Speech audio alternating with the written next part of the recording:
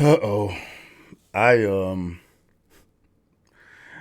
I have been very apprehensive about going over this video, bro, because this is gonna be uncomfortable for me. Like usually I'm pretty cool about making fun of myself, man, but it's gonna hit different, bro, because this is gonna be my original reaction or back when I was lost. You know what I mean? This was 2 years ago. I'm not sure what month. I'd have to go in the studio and see exactly when I posted this video. She got 2,253 comments, only 54,000 views, man. I don't even want to go in the comments, bro. I already know motherfuckers gonna be coming after me, bro. But this is back when I was lost and I didn't like Candace Owens. You know what I'm saying? I thought she was the worst shit ever. And I'm about to watch a little bit of my first reaction to the whole George Floyd, Candace Owens incident. I think this would be good, man, because, well, I hope it is, bro. You know what I'm saying? Like, if you follow me enough, you know what I stand on now, what principles I'm standing on. I'm trying to goddamn get motherfuckers on the same page as me, man. You know what I'm saying? And the Stevie you're about to see is on the entire opposite end of the spectrum of where I sit now, how I view things now. And it's only 2 years ago. It's probably a little longer than that. It's back when I was in my condo, man. But it's gonna be cool, bro. This is gonna be cool, man.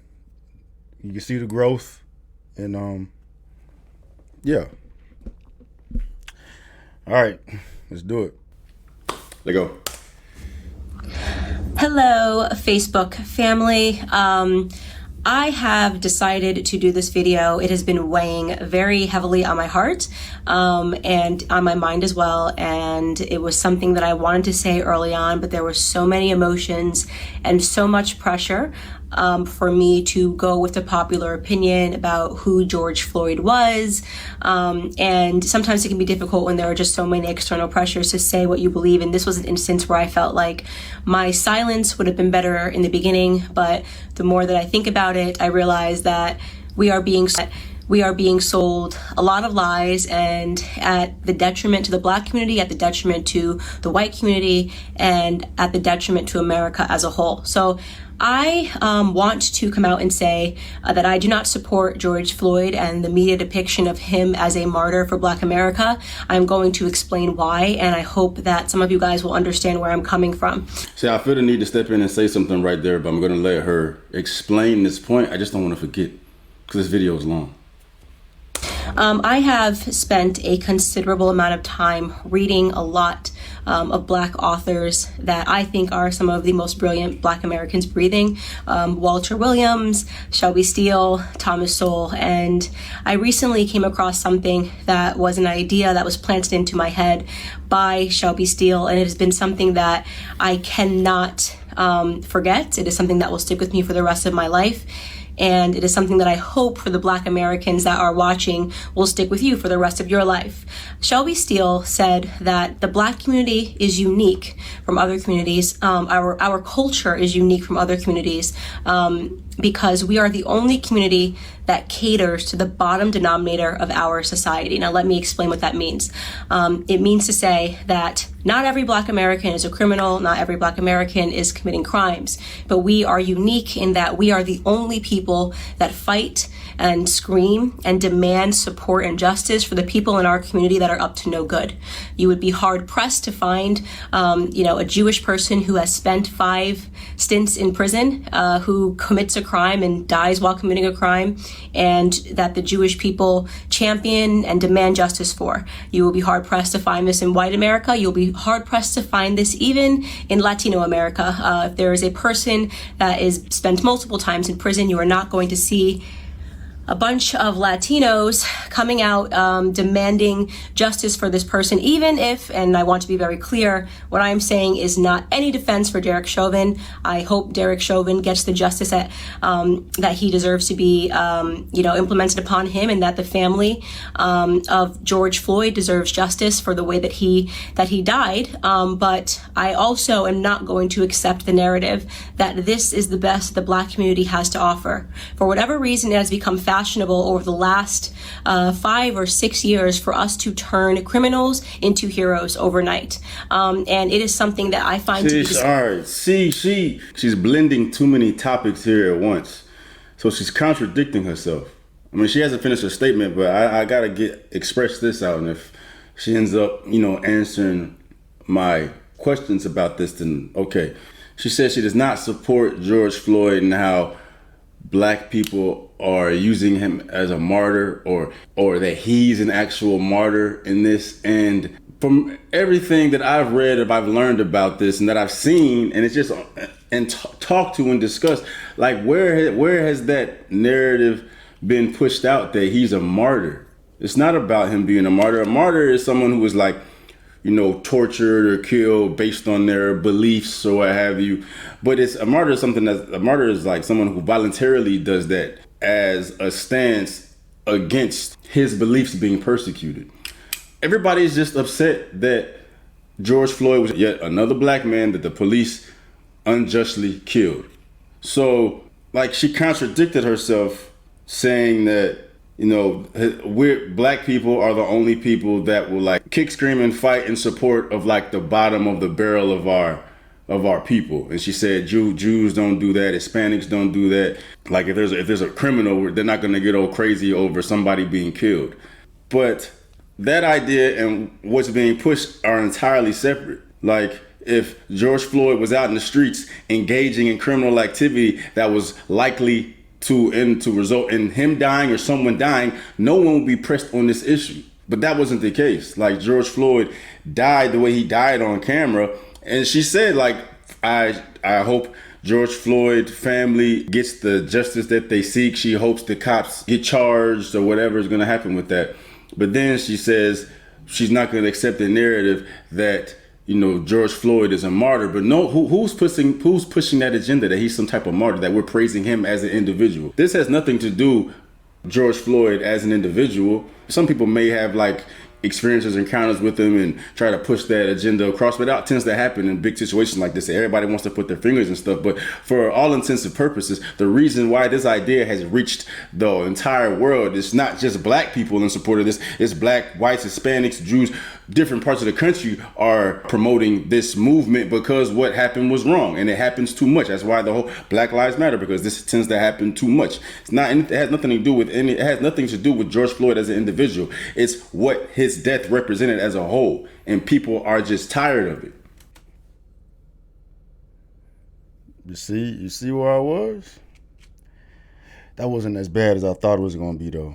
That wasn't as bad as I thought it was going to be, but you see what I mean when I say I was on the opposite end of the spectrum. Only thing that I would agree with what I was saying at this point is her defining it as a martyr, because a martyr is what I said it was, but I just think there was a wrong choice of words. Like, Floyd was being celebrated, and to a certain extent, because the world viewed him as another black man that was, unjustly taken away. And that's where I view things differently now. You know what I'm saying? George Floyd was, man, I don't even really want to dive back all into that shit, man. Like, but I have to. So I'm trying to highlight the difference of perspective I have now, compared to back then. And I am representing right now exactly what I mean when I refer to that emotional connection that black folks or whomever has towards situations like this when we are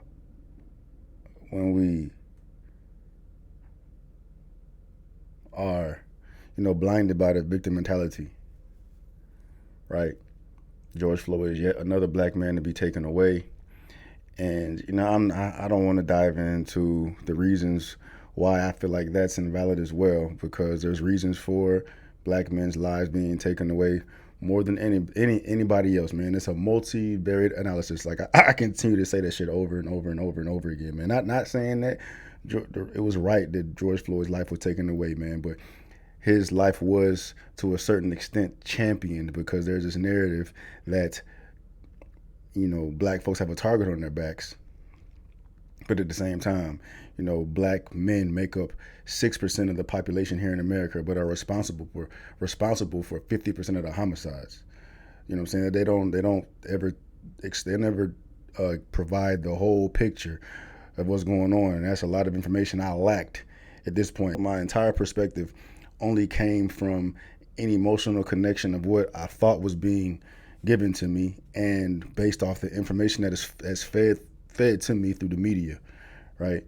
And this is the thing I speak on all the time, over and over and over again. And I can see exactly what Candace Owens was saying in this video, and I agree with her wholeheartedly now. It's just that I was blind to it at that point, and there was nothing anybody's going to tell me to convince me otherwise, man. I'm sitting here trying to be cool, calm, and collected about, my critiques regarding what she was saying, man. But at the end of the day, like, I was blind.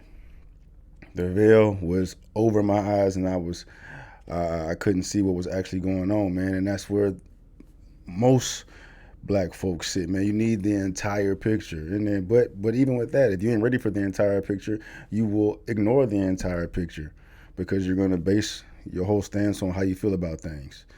And that's exactly what I was doing in this video. That's exactly what I was doing in this video, man. Whew. Let's continue. Tired of it happening. Has nothing to do with George Floyd as an individual. Nothing to do with George Floyd as an individual. Even if he was out there conducting criminal That's the problem. It has nothing to do with George Floyd as the individual. It is all about the narrative fed to us. That's what it's about. That's what it's about. That there's a problem, that we actually have targets on our backs. And there's a long list of reasons why that happens to black men more than it happens to anybody else. It's not just because it is. But they run with the narrative, though. They run with the narrative. Black men are killed. Black men are 3 times as likely to be murdered by the police than anyone. They just run with that blanket ass stat. And then people run with that and create this crazy ass narrative. But there's all these other reasons as to why that happens, but they don't talk about it because, it's not going to divide. When people actually know the truth, when you actually know the truth and realize what's actually taking place, everything makes sense. Doesn't mean it's right, but everything makes sense. You know what I'm saying? And if we were really, focused on trying to save black lives, we were focused on why this is happening, the real reason why this is happening, right? You know what I'm saying? Poverty, culture. It is also a result of, what happened historically and why certain black folks are in these poverty-stricken areas, and we need to do things to rectify that, man. But it's a culture thing.